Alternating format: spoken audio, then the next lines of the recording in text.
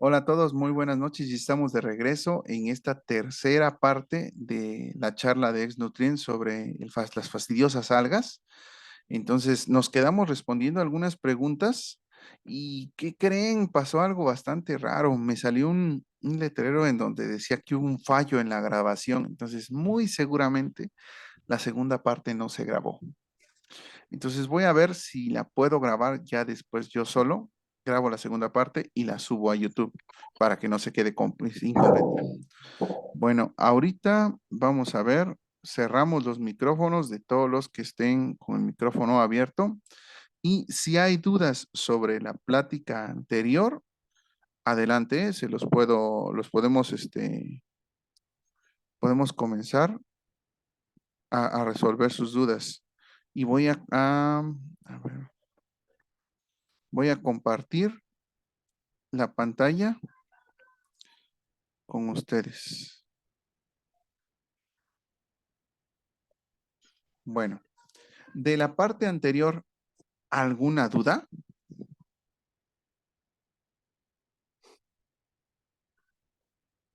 Pues bueno, Adelante. hay que tener claro pues que conocer la naturaleza y que cuál es la composición de cada uno de los factores para poder determinar hasta qué punto afectar, ¿cierto? Como decía el compañero en la práctica anterior, eh, es bueno conocer para saber a qué vamos a llegar y hay que aprender a convivir. Y era la analogía que usted hacía ahora de que es como tener un compañero molesto, que no vamos a acabar con él, porque de algún modo también es beneficioso, pero que sin embargo hay que buscar la manera de mantener un equilibrio, la Así homeostasia en es. el ambiente para poder manejar. Teniendo en cuenta ello, pues en esa búsqueda de equilibrio, que sobrellevar la situación, hay una pregunta que me ha comido todas estas noches. Tengo que expresar que soy nuevo en este contexto, en este medio de los acuarios y que me estoy documentando bastante. Y por ello, pues en la medida que he ido leyendo, me han surgido ciertas dudas que afortunadamente se dio este espacio en el cual puedo resolver algunas. Bueno, y es la siguiente, teniendo en cuenta de que las algas se adhieren muchas veces a la superficie, mayormente, por decirlo de algún modo, y cuando estas digamos que se sentan en alguna parte de las plantas, ellas absorben nutrientes de esta, debilitándola hasta el punto de acabar con ellas. Ok, bueno, esto depende del tipo de alga que se encuentre presente. Como vimos al principio, hay algas que viven sobre las plantas. Sí, son hasta se me olvidó el nombre del alga. Déjame ver si por acá al principio los vemos. Acá están. Eh, epifíticas, sí, que viven en las superficies vegetales o pueden vivir dentro, endófitas, ¿sale? Entonces, este tipo de algas sí existen y sí pueden llegar a matar a la planta. Ahora, es raro que encontremos este tipo de alga en nuestro acuario, pero sí hay algas que pueden llegar a vivir sobre la planta. De hecho, la gran mayoría de algas, como es el asta de cuerno, la pincel, la rodófita, el green dust, el punto verde, crecen sobre las plantas y no sobre todas. Las gran mayorías atacan a las anubias porque son hojas carnosas y tienen una cantidad de eh, como carbohidrato más adecuado para las algas. Entonces sí pueden llegar a fastidiar las hojas. De hecho, hay ocasiones en donde la misma hoja después de un ataque de alga se ve necrosada, se ven manchas negras o amarillas cafés y se muere esa zona y puede terminar matando la hoja. Sí hay ese fenómeno y es bastante común en anubias. Pero en otro tipo de plantas, como por ejemplo las rotalas cuando son atacadas por las algas barbadas, algas pincel, lo que hacen es evitar el paso de la luz a la hoja. Y al evitar el paso de la luz, pues la hoja se muere, se desprende y termina pudriéndose la planta. Entonces, más que nada ahí, el daño es por evitar el paso de la luz. Lo adecuado es podar, aunque sea una poda masiva, aunque nuestro acuario se quede pelón, poda masiva, sacar con un cepillo, limpiar con un cepillo toda la superficie que cepillar rocas, troncos, hacer lavados, pero no me refiero a lavar todo el sustrato, sino a meter agua y así como vas metiendo, sifoneando, sifoneando, sifoneando, de tal forma que te asegures que toda la materia visible de algas la estés sacando, retirarlo manualmente. Cuando los valores de infestación son tan grandes, después de ese protocolo viene el protocolo químico. Y en ese protocolo químico sí hay más seriedad al actuar en ellos, porque recuerden, esos protocolos químicos siempre deben ser considerados como medicamentos. Entonces, respondiendo a tu pregunta, sí puede llegar a matar una planta el alga, sí ha ocurrido, los musgos desaparecen, se pudren gracias a la filamentosa, las anubias se necrosan gracias a las algas pincel, las rotalas por el surgimiento de las algas rodófitas, las higrófilas,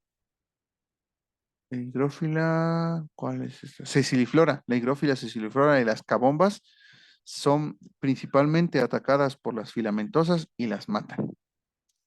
Entonces, puede ser por el crecimiento encima, por el crecimiento por dentro o por la asfixia. Tenemos otra duda. Aquí espero haberte apoyado en resolver estas dudas. Sí, señor. Gracias, dice William. La alga más fastidiosa para matar es el alga pincel. Sí, es una de las más fastidiosas. En Moy se atacan en las anubias. Vamos a ver. Ahora aquí tenemos esta tabla. Les digo, esta tabla ya está en en internet, ya está en la página oficial, ya está rodando por los grupos, ya está en nuestra página de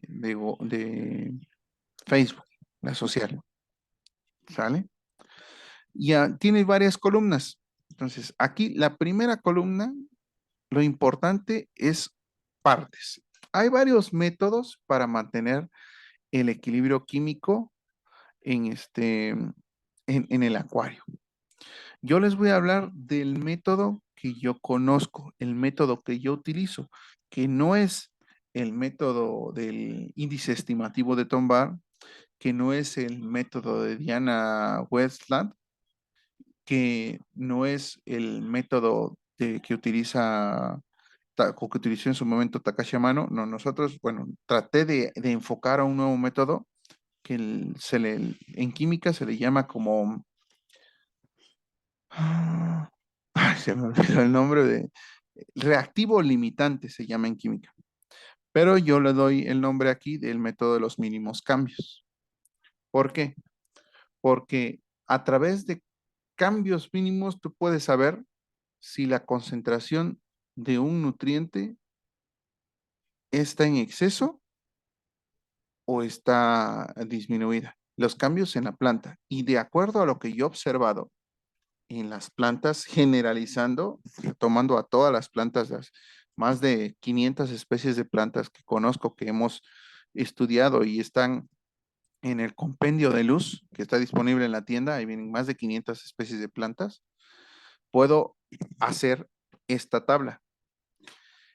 Vamos a ver, la parte que dice partes, esta primera parte, habla sobre las partes mínimas, óptimas, necesarias para que exista la vida en un acuario. Es decir, necesitamos que haya 12 partes de oxígeno para que pueda vivir lo que sea en el agua.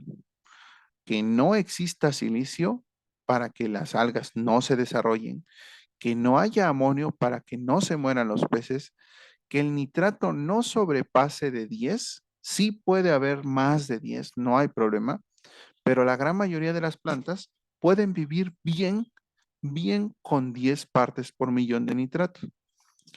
Que no sobrepase una parte de fosfato, que el potasio no sea mayor a 13 partes de potasio. Hay plantas que con una parte, 2 partes de potasio es suficiente y hay plantas exigentes que necesitan un poquito más, como 13 partes por millón.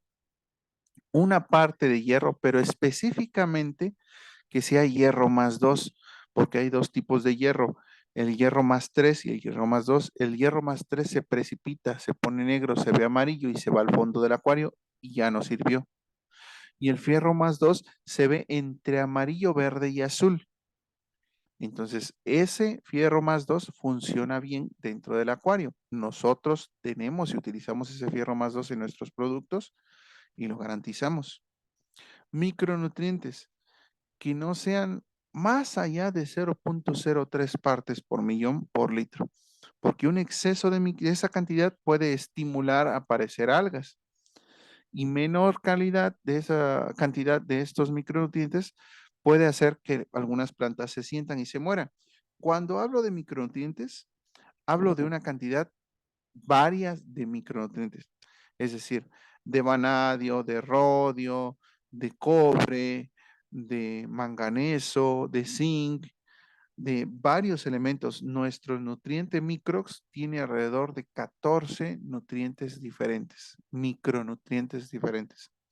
Y todos los vamos a encontrar en concentración de 0.03 partes por millón, lo que lo hace sano y adecuado. El CO2, aquí. El CO2 obviamente no hay otra forma de agregarlo más que externamente. Hay muchísimos métodos, ya sea el método de reactor de levadura, el método de reactor de bicarbonato de ácido cítrico, agregarlos con tanques de CO2 o el método natural que indica Diana Westland, que utiliza un cierto tipo de bacteria que transforma la materia orgánica en CO2. Son muchos tipos.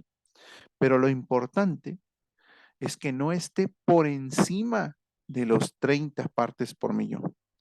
Porque si sube esa cantidad, entonces ya los peces van a morir, los microorganismos van a morir, las gambas van a morir, los caracoles van a morir. Más allá de 30 partes por millón, pueden ser ya tóxicos para los animales.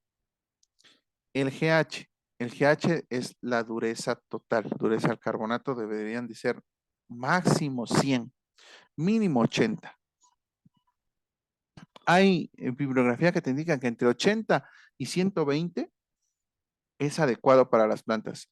Yo he visto que lo adecuado, el punto adecuado medio es el de 100, para que yo ahí no tenga proliferación de otros organismos o microorganismos. pH, aquí el pH va a variar de acuerdo al tipo de plantas. Hay plantas de pH ácidos y plantas de pH básicos, pero pues puede oscilar entre los 6,3 y los 8 para plantas, específicamente plantas. Si metemos animales, 6,3 ya es peligroso para guppies, por ejemplo, ya empiezan a boquear, empiezan a morirse para los endlers, para las boraras, las rásboras, para la gran mayoría de peces, 6,3 ya es peligroso, salvo para algunos discos o algunos ángeles o algunos peces que vienen de la Amazonia o de aguas muy ácidas. Entonces, para ellos es bueno. Por eso es que no le puse un valor como tal, porque depende mucho de la especie que nosotros estemos trabajando, de la cual estemos reproduciendo o manteniendo. Y la luz, igual, no le puse un valor, pero la luz depende del valor de par. El par puede ir desde del par 12 hasta los 200 de par, para plantas muy, muy altamente exigentes. Eso sí, en los peces va a causarles un problema. Por ejemplo, si tenemos un acuario plantado, un cubo densamente plantado, tenemos un beta y le metemos luz intensa como para que genere 200 de par, el pez beta va a estar estresadísimo, porque el pez beta necesita zonas sombrías, necesita zonas debajo de la hoja y luego se mete ahí debajo de las flotantes. No le gusta tanto la luz. Entonces no es un pez adecuado para un acuario plantado de altos requerimientos lumínicos. Pero hay gente que lo tiene. Lo recomendable pues es meterle plantas flotantes para que haga sombra. La cuestión ahí es de qué sirve entonces tener una lámpara de alta intensidad si voy a meter sombra. Mejor cambio de pez, paso este pez a un acuario en donde tenga menor necesidad de luz y entonces ya va a estar feliz y mis plantas también van a estar felices. Entonces, esto es lo importante que quiero que sepan del método que nosotros hemos desarrollado. Aquí están los elementos de estudio, que no son todos. Esta tabla la puedo incrementar aquí en cuanto a micros, ponerle los 14 micronutrientes, pero para fines prácticos, pues Son concentraciones muy pequeñitas. Y vamos a ver ahora los valores adecuados, mínimos. Oxígeno 5 partes por millón como mínimo para tener peces de tensión, de baja tensión de oxígeno, que es decir, peces que viven en la superficie como guppies, como betas, como pez arquero, eh, peces que no requieren, laberintidos, por ejemplo, que requieren poca cantidad de oxígeno, funcionan bien. Si en un acuario con estas condiciones meto goldfish, los voy a llevar a la muerte. Si meto, perdón, si meto cíclidos africanos, los voy a llevar a la muerte. No es adecuado este valor de oxígeno para ese tipo de peces, cuyo máximo sí puede ser 18 partes por millón, pero aguas. Si sobrepasas algunos peces con esta concentración de oxígeno, ya también empiezan a morirse, porque empieza a ser tóxico para ellos y empiezan a querer saltar. Entonces hay que tener mucho cuidado. Valores mínimos 5 partes por millón, valores máximos 18 partes por millón. Silicio, cero. Lo mejor es que no haya. Amonio, los mínimos es cero, que no haya. Pero si llega a haber, lo recomendable y lo más sano es que sean 0.05 partes por millón a un pH ácido de 6,5 o 6,7. Es lo más adecuado, porque esa zona, el amonio, no va a ser tóxico para los peces y las plantas lo van a consumir. El nitrato, la concentración de 10 es adecuada. Si yo meto menos nitrato, voy a tener que meter menos fósforo y va a ser muy difícil colocar 0.25 partes por millón si quiero tener 5 partes por millón de nitrato. Entonces, por facilidad, lo mejor es tener como mínimo 10 partes por millón de nitratos y como máximo 20 partes por millón de nitratos, siempre y cuando tengas peces. Si no tienes peces, puedes llevar los valores de nitratos hasta utilizar agua residual si quieres, hasta los 200 o los 500 partes por millón de nitratos. A la planta no le va a pasar absolutamente nada si está en equilibrio con los demás nutrientes. Si no, sí puede haber un bloqueo por exceso de nitratos. Entonces, aquí lo que yo recomiendo para el principiante es precisamente que tenga entre 10 y 20 partes por millón.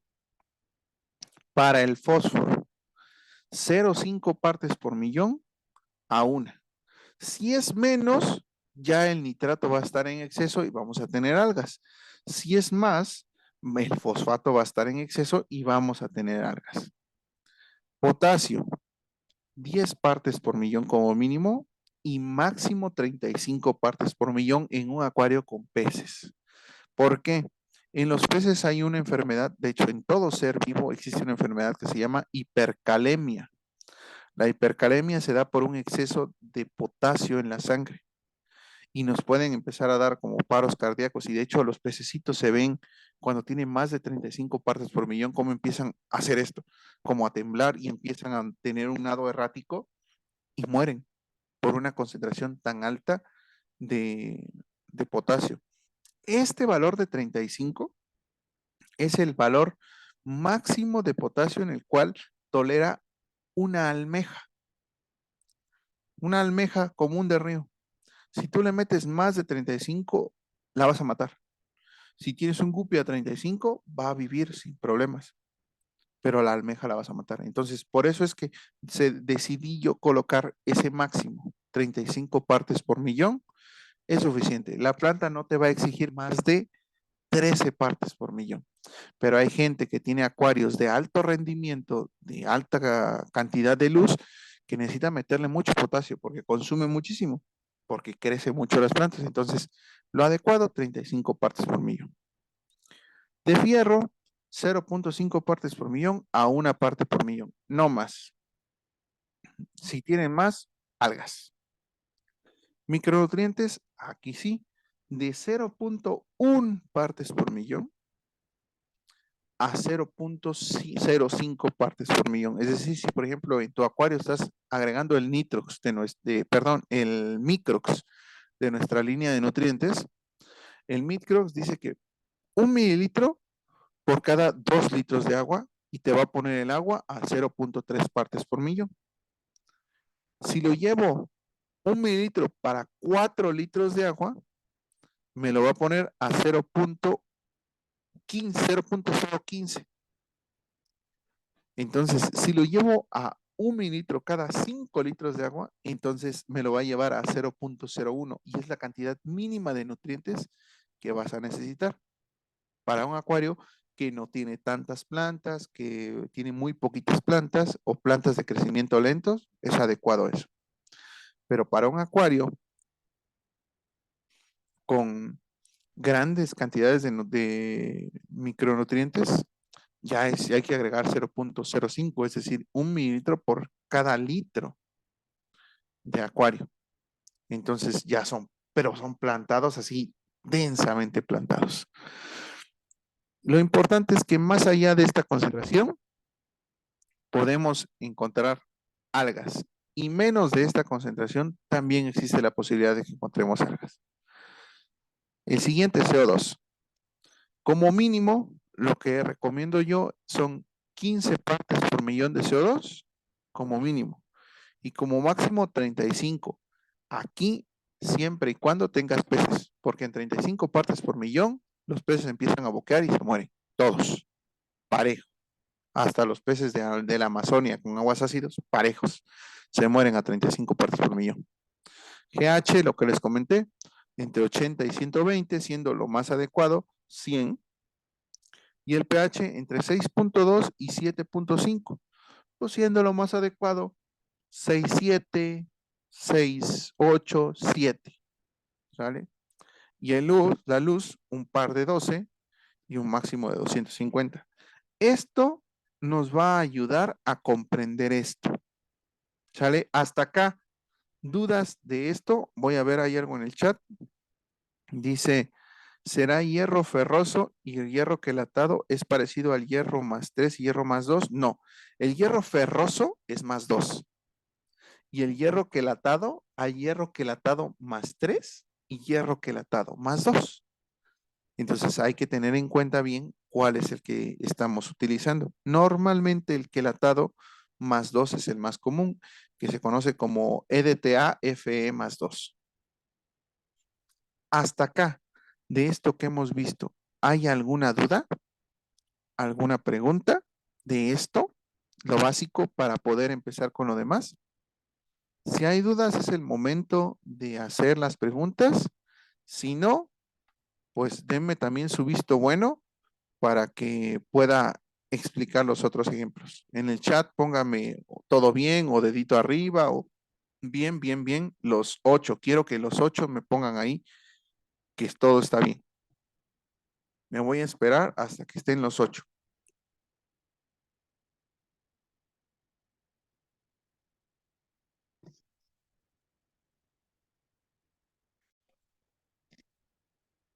RCA, ya está todo bien. Abril, está todo bien. ¿Entendió? Faltan 6 que no han entendido. O que no sé, o no están. Reví, Luis, perfecto, bien. Ya es 4, Josué 5, todo ya es mayoría. Perfecto. Si no, pueden revisar otra vez el video. Ahora sí, voy a esta parte. El primero, este es un acuario, estos son ejemplos. Son acuarios, son 9 acuarios. El primer acuario tengo una concentración de oxígeno menor a 5 partes por millón. Tengo 0 de silicio, 0 de amonio, 10 de nitratos, 1 de fosfatos, 13 de potasio, 0,5 de hierro, 0,3 de micros, una menor cantidad a 5 partes por millón de CO2, 80 de GH, un pH de 6.8 y una luz, no aplica porque es de, por ejemplo, iluminación casera, ¿no? ¿Qué es lo que veo aquí? Esto. El primero hace referencia al oxígeno. Mínimo 5 partes por millón, pero aquí tengo menos de 5 partes por millón. De ahí todo lo demás está bien, salvo este oxígeno, este CO2. Recomiendo 15 y tengo menos de 5 partes por millón. Entonces, muy seguramente en este acuario que no tengo tanto oxígeno y que tampoco tengo CO2, lo que me va a salir es cianobacteria. ¿Sale? Entonces, así ya nosotros podemos ver, bueno, si en mi acuario tengo cianobacteria, lo que muy seguramente tengo muy poquito es oxígeno y CO2. ¿Qué es lo que debo de hacer? Meter oxígeno al agua e incrementar los valores de CO2. Abril dice, qué trampa, maestro. La primera vez la puso sin respuesta. Pues sí, la primera vez para resolver este ejercicio tardamos como 3 sesiones, entonces no quiero tardar tanto. Ya Abril estuvo en esta plática y sí está para pensarse, ¿no? Pero ahorita se los pongo más desglosadito y más fácil. ¿Sale? Siguiente parte, tengo otro acuario con cero de oxígeno, eh, silicio, no hay silicio. Bueno, aquí este cero está mal porque estos están mal, no hay problema. Aquí debería de ser, por ejemplo, 12, 12, 12, 12. Esto lo voy a corregir y lo voy a volver a montar.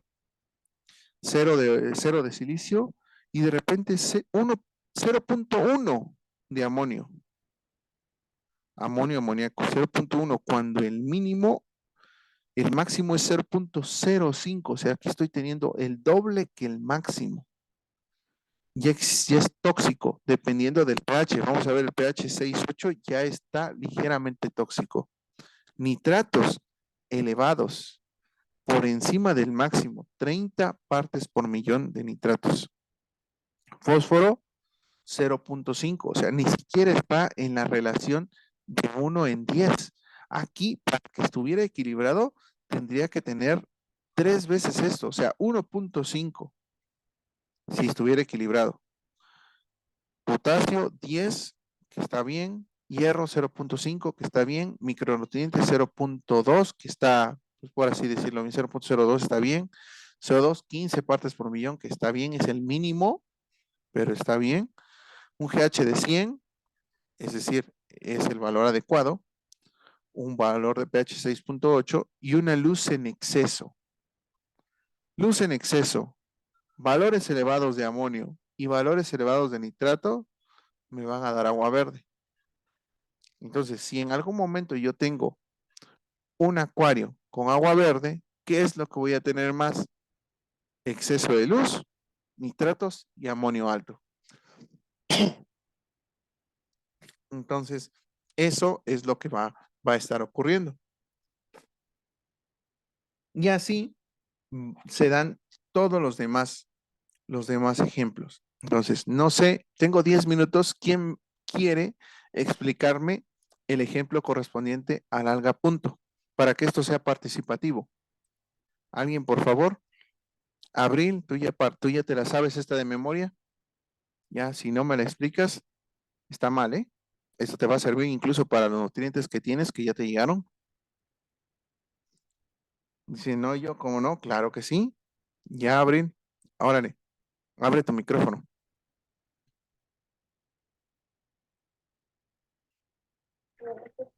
Hola, Hola, Abril. Explícame la cuestión esta del alga punto. a ver, pues el alga punto se da por un exceso de nitratos y una baja de fosfatos.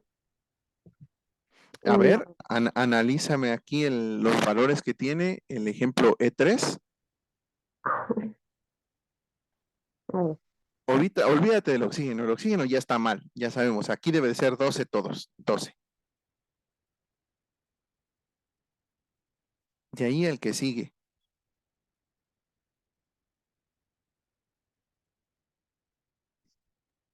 perdón, Ujú. los nitratos están al doble, y están en lo máximo.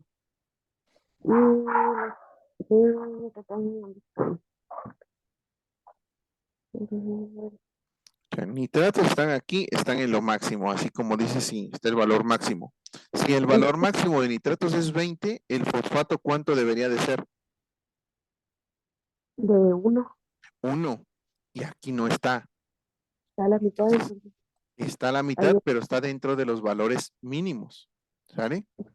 estuvo con la relación que debería de ser, pues no. Ajá. Hay un, Entonces, hay un desbalance hacia los nitratos. ujú, ¿Sale? y, Seguimos. eh, junto con el exceso, pues detonan el alga punto. No te escuché eso de eso último. El exceso de luz, Ah, ok, perfecto. O sea, todo lo demás está normal y hay un exceso de luz. Entonces, gracias a esto, al desbalance hacia los nitratos sobre los fosfatos y al exceso de luz, voy a tener alga punto. Entonces, hago mi análisis en retroceso. En mi acuario aparece alga punto. ¿Qué es lo que muy seguramente tengo? Tengo muy seguramente o los nitratos muy elevados en comparación, en relación con el fosfato y un exceso de luz. Y además, el valor del GH, del carbonato de calcio, está muy cerca ya al exceso. Entonces, eso puede estar estimulando que aparezca alga punto verde. Tengo algo aquí en el chat. Si me pongo nerviosa, no te pongas nerviosa, Abril, no pasa nada. Estamos aprendiendo todos. Sale. Entonces, este es el alga punto. Vámonos al siguiente. Filamentosa. ¿Quién me puede explicar del grupo filamentosa? Williams, tú. La vez pasada no le atinaste a ni una porque estabas en el trabajo. Pero ahora sí, a ver, explícame. El caso 4 para alga filamentosa.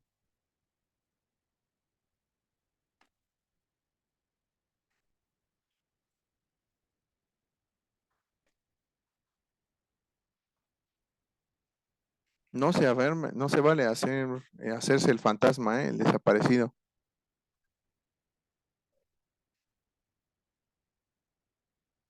¿Cuántos está? Sí, sí está William. O Moy. Bueno, cualquiera, pues que se haga participativo esto, porque esto se va para YouTube. ¿Nadie? Bueno, pues el caso de la filamentosa es exactamente parecido, basándonos en las mismas características. Filamentosas, vean, aquí todo está bien, el nitrato vemos que está por encima del máximo, 30, pero el fósforo está también por encima del máximo, que es 1. Sin embargo, se conserva la relación de 1:10. Están en exceso, pero están en relación, ¿sale? Entonces, sí hay nitrato y fosfato en exceso, pero en relación. Vamos a ver acá, potasio está en 33, por debajo del máximo. Nos habla que es un acuario de altos requerimientos lumínicos, de altos requerimientos nutricionales. Fierro está por debajo, en el máximo, en 1, ¿sale? Los micros están muy por abajo para un acuario de altos requerimientos. El CO2 está en su máximo, el GH está bien, el pH está en 6.2 y la luz de PAP dice que no hay datos. Pero muy seguramente en este caso estamos hablando de un acuario high-tech, de un acuario que tiene una cantidad de luz enorme. Sin esos datos faltantes, vemos que hay un desbalance en el exceso de nitrógeno como nitratos y de fósforo. Por lo tanto, vamos a tener filamentosa. Y así, si yo tengo mi acuario y tengo alga filamentosa, la luz no va a interferir tanto. El pH tampoco. El CO2 tampoco va a interferir en la existencia. ¿Qué es lo que va a interferir? Muy seguramente tengo mucho nitrato y mucho fosfato. Hasta de ciervo es exactamente igual. Vamos aquí, hasta acá, vamos a detener esta parte de la explicación de esta guía rápida y vamos a ver si hay preguntas. Tenemos 3 minutos para preguntas. ¿Hay preguntas en el chat?